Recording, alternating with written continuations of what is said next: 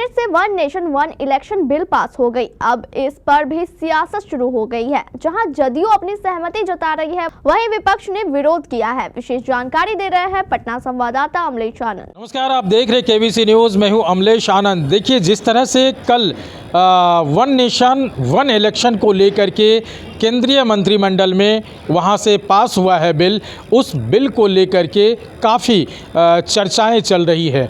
आज बिहार सरकार के मंत्री अशोक चौधरी से जब इस बिल पर सवाल किया गया तो उन्होंने कहा कि हम लोग इसके पहले से पक्षधर हैं। हम लोग चाह रहे थे कि ये सारी चीज़ें हो ताकि वन नेशन वन कमीशन को होने से एक जो बजट है वो भी कम पड़े। क्या कुछ कह रहे हैं मंत्री अशोक चौधरी, पहले उनके बयान को सुनिए। विपक्ष का काम है अपनी बात को रखना, मेरा काम है कि हम जनता को किस तरह की पॉलिसी बनाकर फायदा कराएं जिससे जनता हमारे निर्णयों से प्रभावित हो और दोबारा हमें सरकार बनाने का मौका दे। यही डेमोक्रेसी का फॉर्मूला है।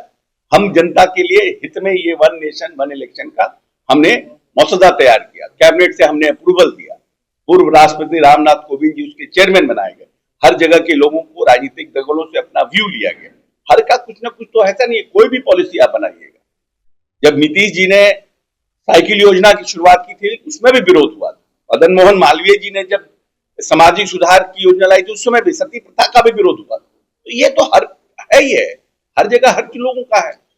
वाल्मीकि रामायण आए थे तब भी विरोध हुआ था, तो इसका क्या करिएगा। हर जगह का हर तरह का लोग है, विरोध तो होता ही है। जहां हम लोग मनुष्य योनि में जन्म लिए हैं, भांति भांति के लोग हैं, हर कोई हर एक पक्ष में कैसे हो जाएगा। तो आपने सुना, इसी के साथ विपक्ष इस बिल को लेकर के काफ़ी विरोध में है और वो हमलावर हो चुके हैं। विपक्ष में शक्ति सिंह यादव ने आज एक बयान दिया है और उन्होंने कहा है कि इस बिल को आने से समस्या ही समस्याएं उत्पन्न होगी। और उन्होंने क्या कुछ कहा है इस बिल को लेकर के, जरा सुनिए। पहले से भी होता रहा है। आज़ादी के बाद इस देश में कई टर्मों तक एक देश एक चुनाव, वन नेशन वन इलेक्शन, कल भारत सरकार के कैबिनेट में इसकी मंजूरी दी गई। प्रतिक्रियाएं हर तरफ से आने लगी। आप पत्रकार साथी, मैं जानना चाहता हूं आप लोगों से, आपके मन में भी सवाल हो गए। 4 राज्यों के चुनाव हो गए, एक राष्ट्र एक चुनाव के तहत आप चुनाव कराओगे। शेष जो कालावधि बचे हुए रहेंगे उनके कार्यकाल, क्या वो विधानसभा को भंग करके राष्ट्रपति शासन लगा दोगे, फिर वहां चुनाव एक साथ कराओगे। मान लिया जाए थोड़ी देर के लिए कि आप चुनाव आपने करा लिया, एक बार आपने भंग करके, क्या गारंटी है कि फिर एक देश एक चुनाव के बाद कोलिशन की सरकार नहीं बनेगी, बीच में फिर सरकारें अपने दम नहीं तोड़ देगी। उन परिस्थितियों में एक देश एक चुनाव का क्या होगा, समस्या का है। ऐसा भी नहीं हो सकता है कि 3 वर्षों में कोई सरकार गिर गई तो 2 वर्ष के लिए चुनाव होंगे, तो फिर हमारा जो उद्देश्य है लोकतंत्र का वही वहां पर मरता हुआ दिखाई पड़ेगा। वोट मताधिकार का प्रयोग आम चुनाव में 5 वर्षों के लिए होता है। तो एक वन नेशन वन इलेक्शन, एक देश एक चुनाव के जो ड्राफ्ट आए हैं, जो बिल प्रोड्यूस होगा, हम लोग की मांग है कि जेपीसी को जानी चाहिए और जेपीसी को जाने के बाद उसमें सबकी राय होनी चाहिए।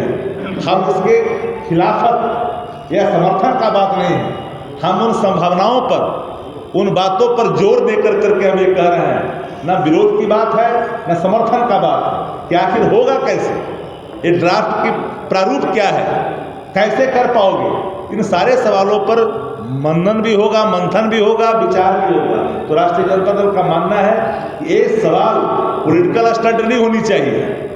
वन नेशन वन इलेक्शन करवाना चाहते हो तो वन नेशन वन टैरिफ क्यों नहीं,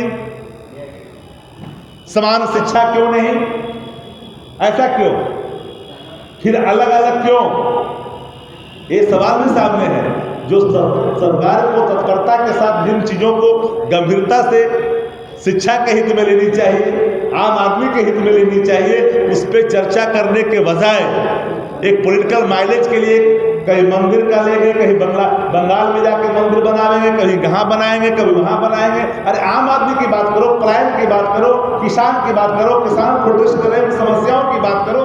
तो आपने सुना अशोक चौधरी जो सत्ता दल के मंत्री हैं और विपक्ष में के जो वक्ता हैं शक्ति सिंह यादव, उनको भी आपने सुना। शक्ति सिंह यादव का एक ही मानना है कि आखिर ये होगा कैसे, ये उनको पता नहीं है। इस तरह से काफ़ी विरोधाभास दिख रहा है। लेकिन आपको बता दूं कि वन नेशन वन इलेक्शन का मतलब ये होता है कि देश में होने वाले लोकसभा और विधानसभा के चुनाव, लोकसभा का चुनाव पूरे देश में एक साथ हो और जब विधानसभा का चुनाव हो तो एक साथ हो। इसका मतलब ये होता है, जिससे सरकार का लॉजिक ये है, उनका तर्क है कि काफ़ी पैसे की खर्च होती है, इस पर बजट कम पड़ेगा और इसको लेकर के लोगों में भी, जो जनता है उनकी भी परेशानी कम होगी। अब ये देखना होगा कि विपक्ष के साथ और पक्ष दोनों में जिस तरह से इस बिल को लेकर के विरोधाभास है, अब ये कैसे संयमित होगा और क्या किया जाएगा, ये देखने वाली बात होगी। अमलेश आनंद, केबीसी न्यूज़, पटना।